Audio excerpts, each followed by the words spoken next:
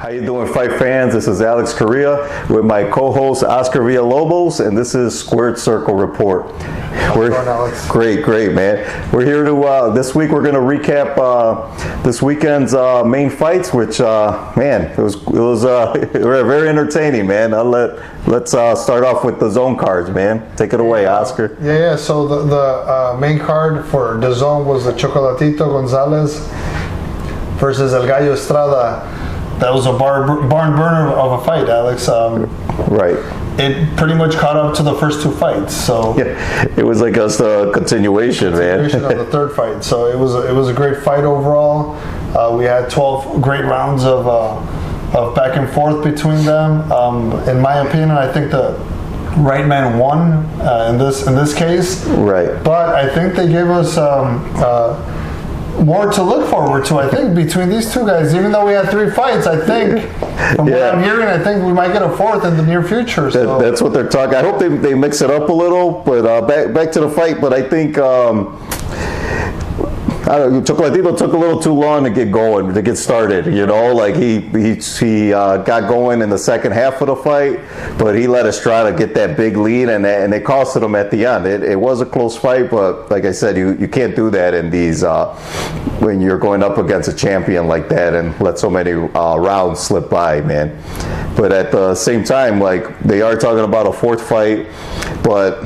Like, I want to see someone else, man. Like, in between, when they need a break. Right. Let them fight someone else in the division, Bam, or somebody in that. Right. That'll, I mean, that's entertaining there. Like, all of those fights will be entertaining with either one in there. Chocolatito still got a lot in the tank. Don't think just because he lost that his career's a wrap. It is definitely not over. Or his age, too. You know, he's up there, I believe he's 35 years old, but I mean, he still has more to give, you know, to the fans. Oh, absolutely, man. Yeah. And after being in so many wars, too, and still have that much energy, and he's still a player in the game, man. Right. I agree.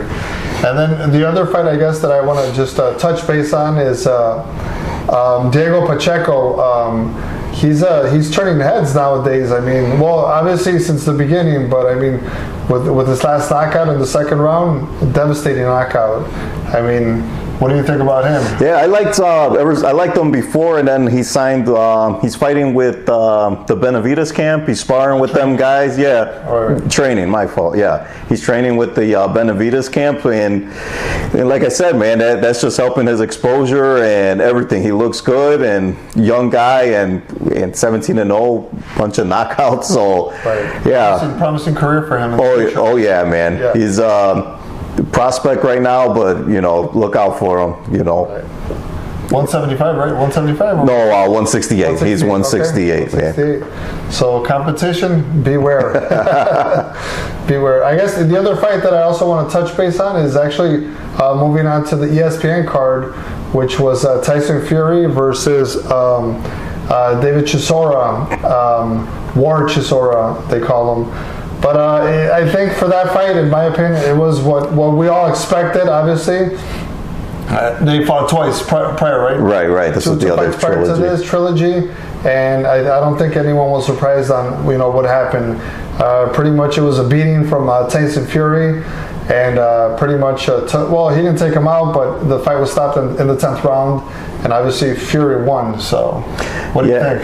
Yeah, I mean, Fury did what he was supposed to do. He looked good, and you know, with an opponent like that he already beat before, in one-sided fashion, and he did what he was supposed to. He looked good, man. I mean, man, like I know he's long in the tooth, Chisora, but still, man, Fury, like, man, he looked pretty impressive. I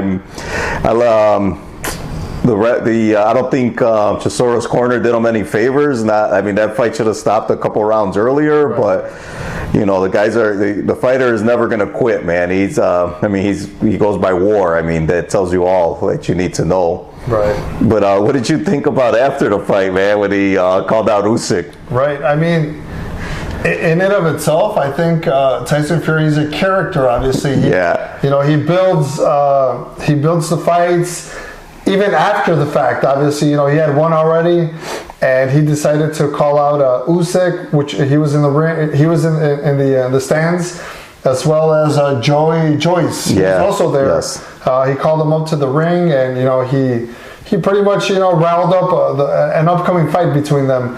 If he's unable to make the Usyk fight, then the other guy also stepped into the ring, Joey Joyce, the Juggernaut, they call him. And I mean, Tyson Fury is a character that boxing pretty much desperately needs, to just keep on going, keep on building upon, and good stuff, good stuff for the fans as well. Right. I've always said Tyson Fury is like a cartoon character brought to life, man. He's entertaining. He's got the gift of gab. He talks his shit. He backs it up. I mean, like you said, he's good for boxing. We need it. Like it's a breath of fresh air, man. They keep doing your shit, Tyson Fury. And I like how Usyk wasn't phased, man. Like he was just fucking meanwhile making faces at him. Like he's whatever, man. And I love how Joyce just ran up there, threw his name in the hat. He's like, hey, if this fight don't happen, I'm next, man. Like he wants that title shot, well deserved, also. So either one of them fights, man, I'll love to see it, man. Makes sense, right? Joey Joyce, he's 15 wins,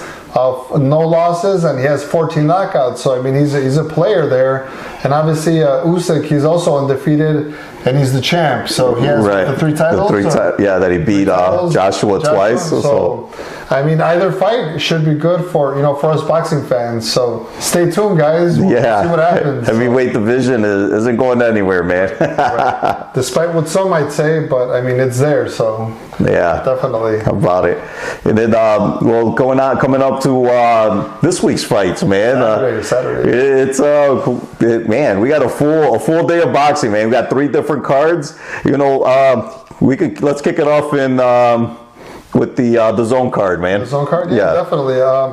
For DAZN, the main event, we have Luis Alberto Lopez, which he's 26 wins, 2 losses, versus Josh Warrington from the UK. He has 31 wins, 1 loss, and I think 8 knockouts on his record.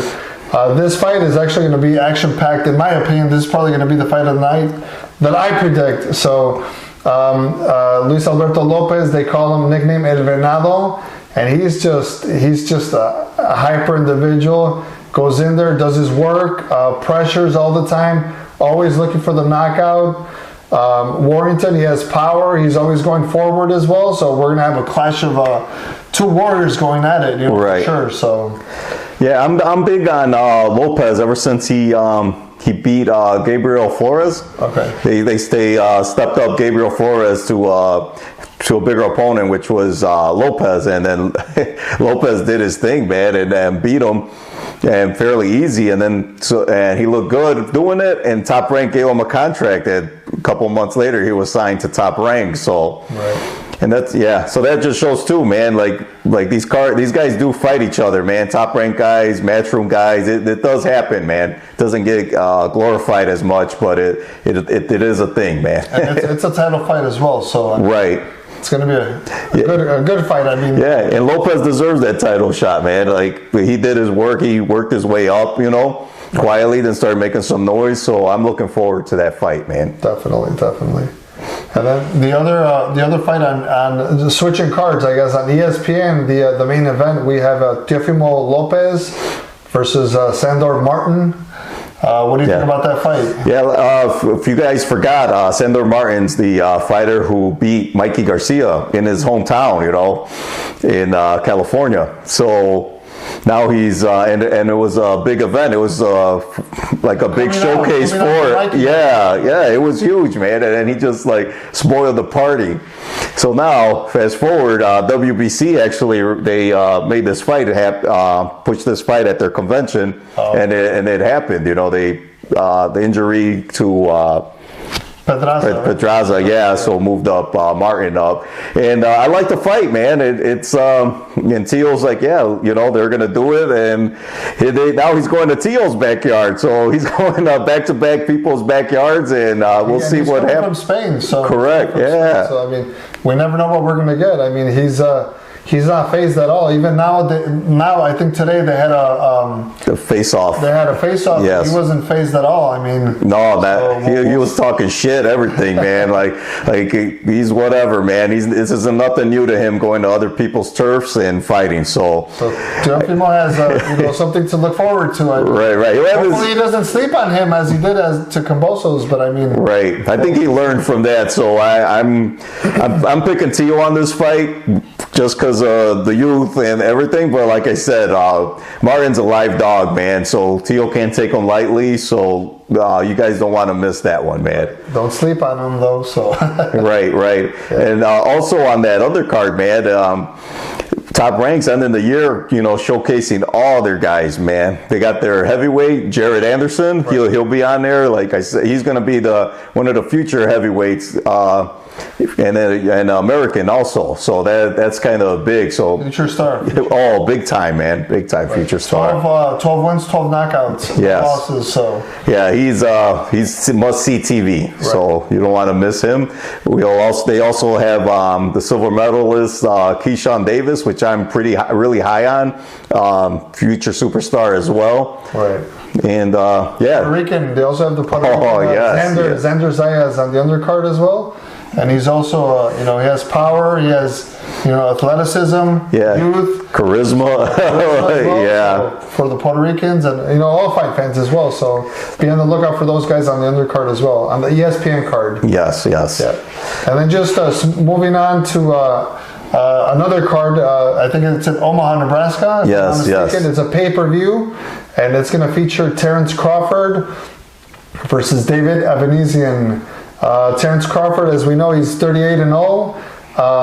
Obviously, he's in a lot of people's pound for pound list. He's number one pound for pound. Right. And this is actually just I guess to get his feet wet, before the year is over, Yeah, he had a big gap since the Sean Porter fight. I think it's been close to a year, if that. So he wanted to get back in the ring. The negotiations were dragging with him and Spence. Right. So he wanted that fight, and it's with BLK Prime.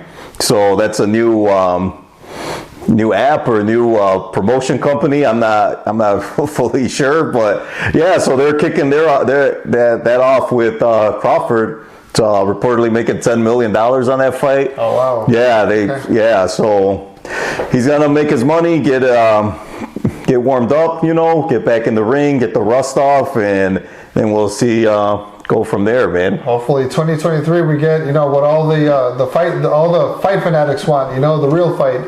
Errol Spence and Terrence Crawford, and we'll see if this is a good step in the right direction for him, and hopefully they get to sign the contract on both ends. Yeah, man, we signed the contract, guys. Everyone wants to see that fight. Boxing needs the fight. Let's get it on, man. Let's see who's number one in the welterweight before everyone starts moving up in weight and going their own direction. Let's give the fans this fight, man. Right. All right, guys. Well, if you guys need more information, you guys could go to Instagram, sign up to the YouTube on Squared Circle Report, Twitter, any social media. It's all out there. Squared Circle Report. Check us out. All right.